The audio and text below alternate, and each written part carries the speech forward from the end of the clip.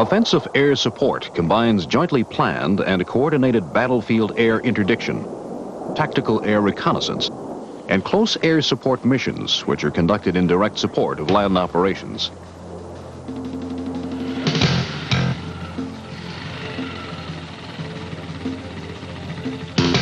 The Joint Command Operations Center at Allied Tactical Air Force Army Group Level Plans Operations assesses availability and allocates air resources to meet stated needs.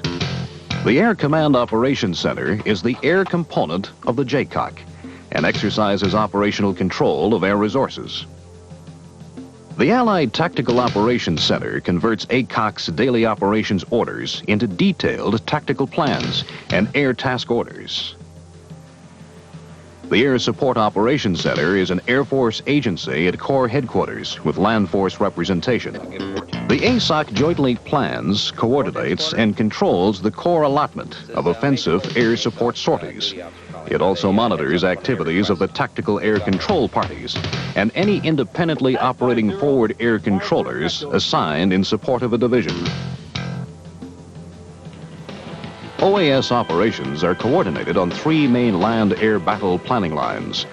The forward line of own troops, which indicates the most forward position of friendly forces at a specific time, and is likely the line of contact with the enemy. The fire support coordination line, which is established by the ground commander to ensure coordination of fire against surface targets, it normally follows a well-defined terrain feature.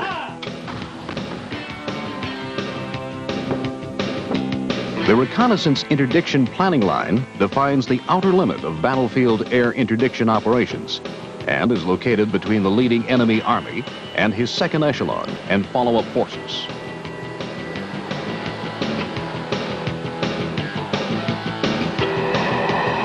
The resources available to provide offensive air support include slower-moving specialized aircraft, such as the A-10, the Harrier, and attack helicopters, which are normally limited to missions from the forward edge of the battle area to the maximum range of their pinpoint ordnance, that is, from 3,500 to 5,000 meters.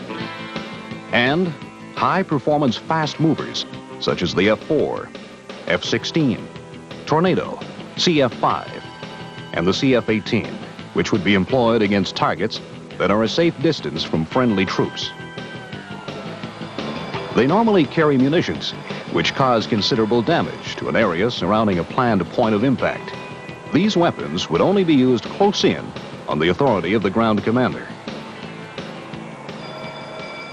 Tactical air reconnaissance is an all-weather activity, employing a variety of resources and a broad spectrum of sensors to acquire intelligence in support of ground forces. Reconnaissance missions provide timely information on the disposition, composition, location, activities, and movements of hostile forces, and on enemy installations, lines of communication, and electronic emissions. Mission requests are originated and dealt with in the same way as close air support requirements, except that they are monitored by intelligence staffs at all levels to determine if the needed information already exists. Information is collected through visual sightings and by image and signals intelligence sensors. Visual reconnaissance is simple and efficient. It involves an overflight of a target area or in-flight reports by air crews returning from CAS or BAI missions. Image-producing sensors include cameras providing vertical, oblique, and panoramic daylight coverage. Passive infrared sensors capable of penetrating camouflage and thin clouds. Radar sensors normally operating from standoff positions with some systems directly linked to the processing facility. And laser and low-light television systems also operating from standoff positions, producing real-time definitions of the forward area. Passive electronic sensors receive enemy radio and radar signals, which are processed to locate and identify each emission. The acquired information is quickly interpreted, evaluated, and transmitted to the land commander. Battlefield air interdiction involves air action against surface targets likely to directly affect friendly forces. These missions disrupt enemy movement and cause losses throughout the battle area, as well as isolating forward enemy organizations from their reinforcements and supplies. BAI targets are mainly the area type and do not require an FAC. They include armored columns, vehicle convoys, railway rolling stock, road junctions, river crossings, choke points, headquarters and signal units, troop concentrations, bridges, fuel and ammunition dumps, weapons positions, and targets of opportunity.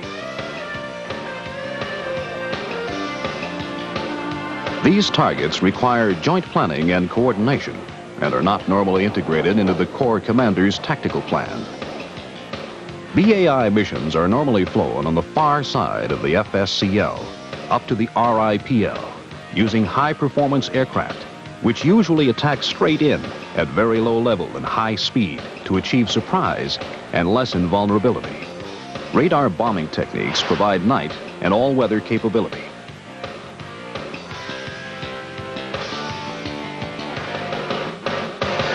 Close air support provides responsive firepower to destroy or neutralize the most immediately threatening enemy maneuver elements that are very close to friendly land force units. Attacks are carried out at the request of local ground commanders, and all are coordinated and integrated with the fire and movement of ground forces. CAS is particularly valuable for engaging armored and soft-skinned vehicles, hardened positions, bridging equipment, weapon sites, and troop concentrations, which are close to the FLOT and inaccessible or invulnerable to ground fire. CAS should only be employed when the division's organic firepower cannot deal with a threat.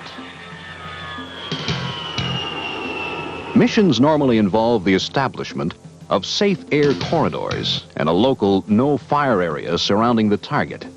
Nearby air defense elements are placed on weapons tight or weapons hold status during an attack, and pilots are instructed on avoiding nearby concentrations of artillery fire. The classic form of CAS missions are those flown in the area of the contact battle, where it is difficult to distinguish between friendly and enemy forces and involve direct control by an FAC. CAS aircraft must visually acquire the target to complete the attack. Targets more than 1,000 meters away and separated from our forces will likely be controlled on an indirect basis and are not dependent on the FAC for success. Daylight operations are the norm, but some night or poor weather sorties may be undertaken employing flares, infrared devices, or laser-guided bombs and missiles. Successful offensive air support missions require the suppression of local enemy air defense systems.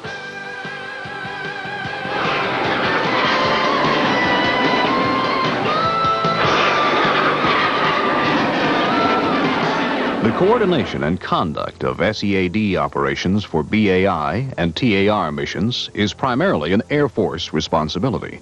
The land forces are mainly responsible for CAS missions and aviation operations very near the FLOT.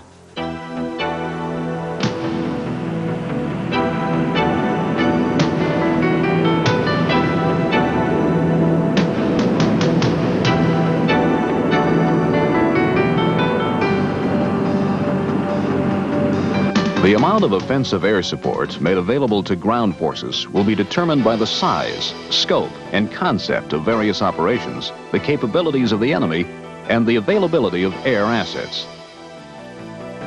Offensive air support missions must be coordinated with other supporting arms operations to best meet the needs of the land force commander.